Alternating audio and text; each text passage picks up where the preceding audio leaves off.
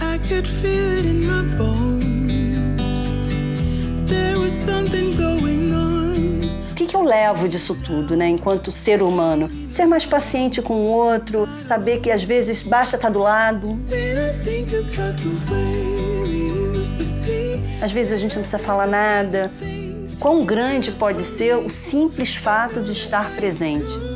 Seja um cachorro, seja um gato, um ser humano. É um ser que está presente com você, compartilhando aquele momento. Eu acho isso espetacular e eu acho que isso tem muito a ver com a ordem mesmo da natureza das coisas.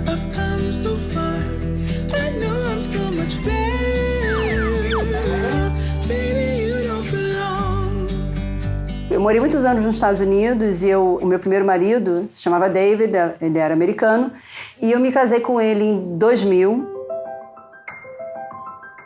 Uma semana depois ele foi diagnosticado com câncer. O David se tratou, ele teve um linfoma não-Hodgkin, ele se tratou e foi uma época bem difícil, mas ele ficou bem, ficou tudo bem. E aí quando ele teve a remissão dele anunciada, né, que o médico falou, não tem nenhum resquício de câncer, vai viver sua vida, volta daqui a 6 meses e, né, o que a gente vai fazer de diferente? Vamos... Aí eu pensei, vamos viajar, vamos, sei lá, no restaurante mais caro da cidade, vamos trocar de carro. Pensei em coisas assim. E aí ele olhou para mim e falou assim, eu quero um cachorro. Oh, here you are, face to face in this trashy bar. Another glass and I... E essa é a Bebel. Bebel está comigo há 14 anos e é uma vida. A gente estava escutando muito Bebel Gilberto na época. Eu escutava muito nos Estados Unidos, adorava, ainda adoro. Ele falou, você vai escolher o nome. E aí na hora veio Bebel. E a gente foi muito feliz por 1 ano e meio. E depois de 1 ano e meio, ele surgiu com outro câncer. Aí foi uma tragédia, né? E ele dizia, não, tudo que eu quero é ficar na minha casa, vendo filme com meus cachorros, com a minha esposa. Tratamento muito barra pesada e um prognóstico muito ruim. Foi muito difícil, porque ele ficava muito tempo fora, né? Tinha os cachorros em casa, eu ainda ia visitá-lo 1 hora de distância. E ele fez um transplante de medula óssea super bem-sucedido. Tão bem-sucedido. E ele ficou tão bem. Então ele ia para o parque com os cachorros, ele fazia coisas que, né, uma pessoa que está com o sistema imune reprimido, porque é o que acontece depois de um transplante, coisas que uma pessoa assim não pode fazer, que tem que ter muito cuidado, né? Mas ele estava tão ansioso para viver que ele não segurou a onda. E aí ele pegou uma infecção e morreu. Meu mundo caiu, né? Eu queria morrer junto, né? E olhando assim, eu acho que me ajudou muito ter o Mob Bebel. Primeiro porque eu tinha a sensação de que uma parte da família continuava existindo. Ter esses 2 seres que precisavam exclusivamente de mim me ajudou demais a me movimentar, sair da cama, a viver aquela vida que precisa comer, que precisa dormir, que precisa de medicamento, que precisa ir no veterinário. Te traz um pouco pro básico do que é o viver, né? O meu conselho para quem está down e que está precisando de uma bomba de energia, adota um cachorro. Adota um cachorro porque, assim, para mim foi muito transformador. Eu comecei a acordar às 6h30 da manhã, amarradona e com uma energia que eu não tinha, assim, há muito tempo. Eu tinha uma grande amiga quando eu era adolescente, aqui no Brasil, que se chamava Márcia, como eu. E a Márcia criou uma coisa que ela dizia que nós éramos 2 metades de uma mesma coisa lá que ela imaginou na cabeça dela. Então ela dizia que eu era o lado bom e ela era o lado mal. Eu tenho cartas dela me chamando, oi, bom, tudo bem? A Márcia foi para Israel e resolvi visitá-la.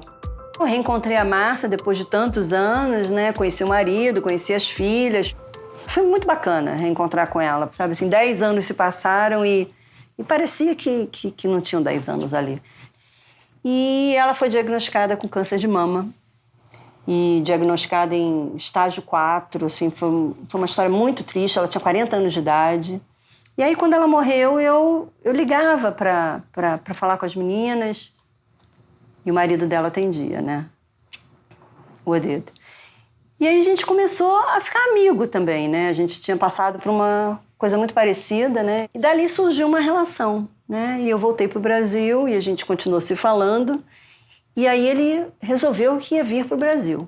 Aí ele pegou um avião e veio com as meninas para Itaipava. E a gente viveu assim aproximadamente quase 2 anos. Então era eu, ele, as meninas, Mob e Bebel.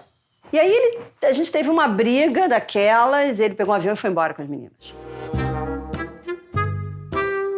Então a única forma que a gente conseguiu de viver esse período foi eu ficar indo e vindo. Então eu passei quase 3 anos da minha vida que eu ia e vinha, ia e vinha, ia e vinha. Então a gente chegou à conclusão de que a melhor coisa é que os cachorros fossem para Israel. Porque quando eu vinha para o Brasil, ele estava lá com os cachorros. A gente ficou em Israel até a Shira mais velha terminar. Ela terminaria o ensino médio e a Maia terminaria o fundamental. E nesse momento eu falei, não, agora a gente vai voltar para o Brasil. Aí vem Mob e Bebel de volta, vamos voltar para o Brasil. E é incrível você ver gente falando assim, mas se o cachorro já tem 11 anos de idade, 10 anos, pra quê? Deixa ele aí, paga alguém para cuidar dele, pronto. Você tá louco. Você tá louco que eu vou deixar os meus cachorros para trás porque agora eu resolvi voltar. Não. E aí a gente voltou pro Brasil em 2013. E ano passado o Mob morreu. Foi muito triste, muito triste, muito triste, porque é isso, né? É uma vida, né? Um cachorro que te acompanha pela vida, né? Vai para os Estados Unidos, vem para o Brasil, vamos para os Estados Unidos, vai para Israel, vem aqui. Agora a família antes era com o David, agora é o Odedo, e tem as meninas. Assim, é uma vida, né? Vira é uma era, né? Assim, na verdade, aquela coisa, fim de uma era, né? E um pouco depois também dele morrer foi quando eu me separei. E eu preciso de um cachorro jovem que me coloque para correr, que me traga energia. Apesar, né, que eu tenho a Bebel, mas a Bebel tem 14 anos, já não faz mais essas coisas comigo, fez muito a vida inteira. E foi assim que a Bidu chegou na minha vida.